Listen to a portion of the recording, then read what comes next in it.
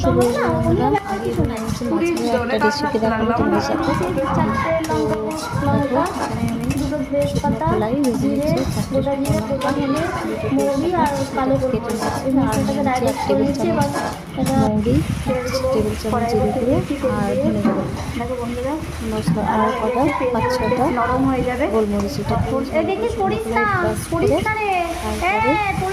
গুঁড়ো করে নেবো। আর এখানে দেখো পেঁয়াজ ভাজা হচ্ছে। গুঁড়ো মশলাগুলো পেঁয়াজটা আমি একটু হালকা চিনি আর একটু লবণ দিয়ে ভেজে নিচ্ছি। ধনে জিরে গুঁড়ো দিয়ে দিলাম লঙ্কা গুঁড়ো, হলুদ গুঁড়ো, লঙ্কা গুঁড়ো, কালারের জন্য কাশ্মীরি লঙ্কা গুঁড়ো,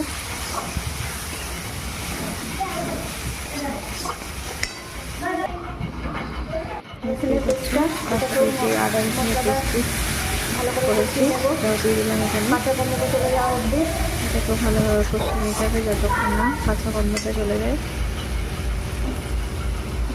তারপরে যে মশলাটা আর বাটি ধোয়া জলটা দিয়ে দিয়েছি, মশলা বাটা আদা রসুনে একটু কষিয়ে নেবো। আর দিয়ে নিয়েছি কাঁচা লঙ্কা, দাও, এখানে ফেলে দাও।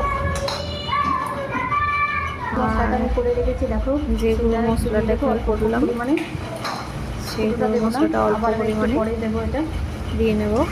আর এটাই আমি পরে আবার একটু ব্যবহার করবো এই মশলাটা গ্রেভিতে যখন ফুটে যাবে।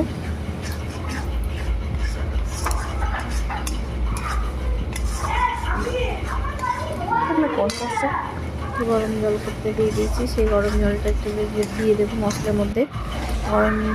আর এখানে তো দেখতেই পাচ্ছ মাছটা ভেজে রেখে দিয়েছি, মাছটার মধ্যে তেল ছেড়ে দিয়েছি। খুব সুন্দর একটা ফ্লেভারও আসছে, গন্ধটা খুব ভালো বেরিয়েছে। রেখে দিয়েছিলাম সেই গরম জলটা দিয়ে দেবো। দেখো গরম জলটা আমি এখানে দিয়ে দেবো।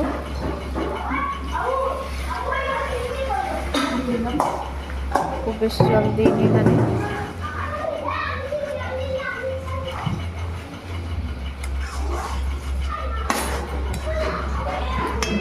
এরপরে আমি মাছগুলো দিয়ে দেবো একে একে। এবার এখানে মাছগুলো দিয়ে দেবো, যেহেতু জলটা গরম ছিল ফুটতে শুরু করেছে। আর দেখো গ্রেভিটাও বেশ হয়ে এসছে।